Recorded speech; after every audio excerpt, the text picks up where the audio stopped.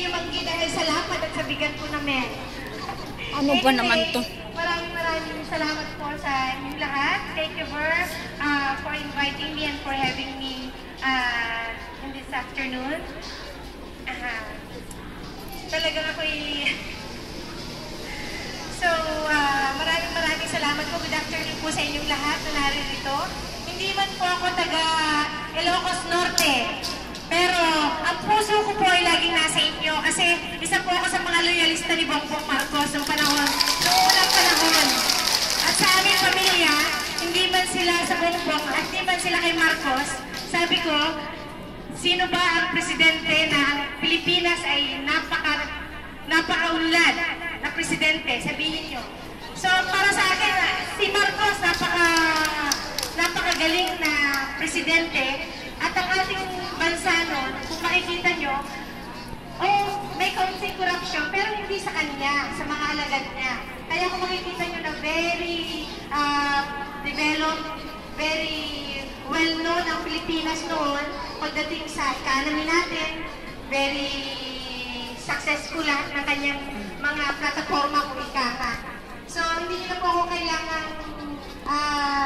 kumbinsihin o sabihan kasi ako po talaga isa sa mga loyalista ni Marcos kahit hindi po ako taga Ilocos Norte. Dahil nakikita ko rin kung gaano kaganda at kung gaano kaunlad ang inyong lugar. So, ang advice ko lang po na may ibigay ngayong hapon, of course, ngayon po nalalapit ng Pasko, Christmas is just around the corner, sabi nga nila. So, yung pong ibig sabihin, kung ano po ba talaga ang ibig sabihin ng Christmas? So, di po ba ito ay love? So, ito po ay pwedeng love natin, hindi lang sa ating asawa, sa ating pamilya, sa ating mga kapatid, sa ating mga kapatid natin. Kundi ito po yung love din na sana ibigay natin sa ating asosasyon. Kaya nga po ito ay Bongbong Marcos United Hong Kong Chapter.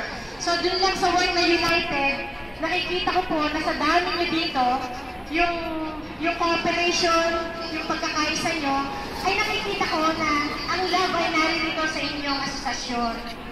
So, sana lang po, hindi ito yung anniversary, yung first year anniversary, yan lang ang simula. So, sa nakikita ko po na kayo nagkakaisa ngayon, na marami ang sumusuporta sa Bongbong Marcos, at dun sa layunin ng asosasyon ito, so hindi po ako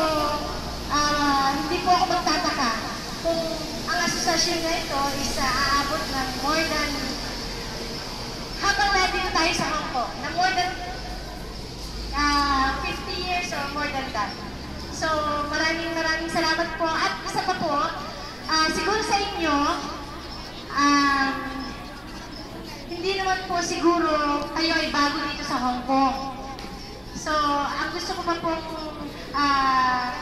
iparating sa ating mga kababayan dito na hindi po tayo habang buhay na may trabaho. Hindi po tayo habang buhay na naririto sa Hong Kong. So, gusto ko lang pong iparating sa mga kababayan natin na ngayon pong bagong taon, itong darating na taon, siguro po, panahon na para yung sarili nyo naman ang inyong asikasuhin o intindihin. So, yan po ay bilang kakabsat nyo, gusto ko pong bago tayo umuwi sa Pilipinas at bago kayo mag-for good, ay nasa sa ayos na ang lahat.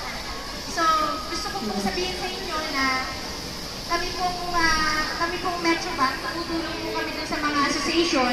Actually, naka-attend na po yung ibang mga association dito, katulad ng Bangareños, ang Solsonians. Nagbibigay po kami ng financial advice para sa mga grupo, para pag-uwi nyo po sa Pilipinas, bukod sa natulungan nyo yung sarili nyo, natulungan nyo pa yung inyong asosasyon. So, hindi lang naman ito yung magiging activities nyo o magiging proyekto nyo. So, kami pong taga Metrobank, tumutulong din sa inyong asosasyon sa pamamagitan ng pag-open ninyo ng account para sa sarili ninyo Kasi lahat po ng mapupunta diyan sa inyong account na para sa sarili nyo, natutulungan ninyo ang inyong association dahil ang table po nito mapupunta doon sa inyong group.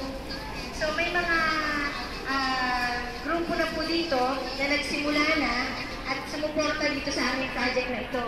So, hinahangayaan ko po yung mga ibang grupo pa na pumunta lang sa akin doon, sa office at mag-register po para po may pa-refer yung inyong association.